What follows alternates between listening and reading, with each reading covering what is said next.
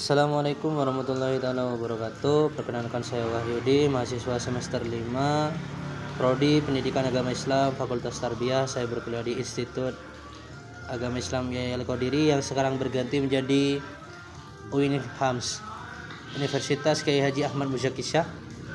Di sini saya akan mempresentasikan terkait materi jenis-jenis tes yang berkaitan dengan mata kuliah evaluasi pembelajaran yang diampu oleh Bapak dosen Fikri Farihin.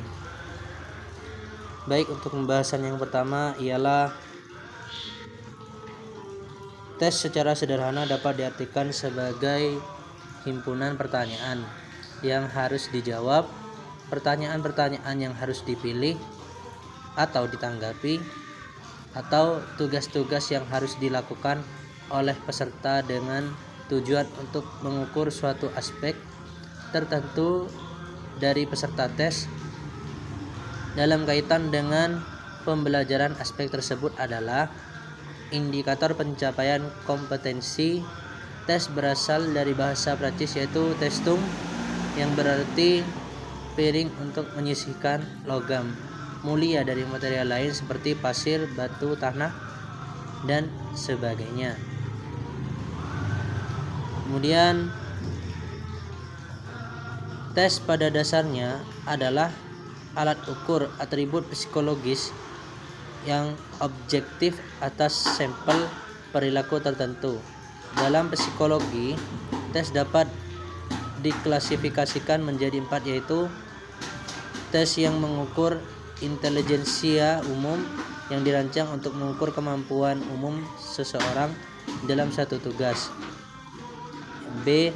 Tes yang mengukur kemampuan khusus atau tes bakat yang dibuat untuk mengungkap kemampuan potensial dalam bidang tertentu. 3. Tes yang ditujukan untuk mengukur prestasi yang digunakan untuk mengungkapkan kemampuan aktual sebagai hasil belajar. Dan yang keempat, tes yang mengungkap aspek kepribadian personalita assessment yang bertujuan mengungkap karakteristik individual subjek dalam aspek yang diukur. Kemudian apabila kita membahas jenis-jenis tes, maka kita akan dapat mencermati dalam 5 jenis atau cara pembagian, yaitu pembagian jenis tes berdasarkan tujuan penyelenggaraan. Yang pertama yaitu tes seleksi, selection test. Yang kedua, tes penempatan, placement test. Yang ketiga, tes hasil belajar, achievement test. Yang keempat, pra-tes dan post-tes. Kemudian jenis tes berdasarkan cara mengerjakan. Jenis tes berdasarkan cara mengerjakan meliputi yang A, tes tertulis, yang B, tes lisan, dan yang C, tes untuk kerja. Kemudian jenis tes berdasarkan cara penyusunan. Jenis tes berdasarkan penyusunan tes dapat dibedakan menjadi 2, yaitu tes buatan guru dan tes standar. Yang pertama, tes buatan guru, teacher made test. Yang kedua, tes terstandar, standardized test.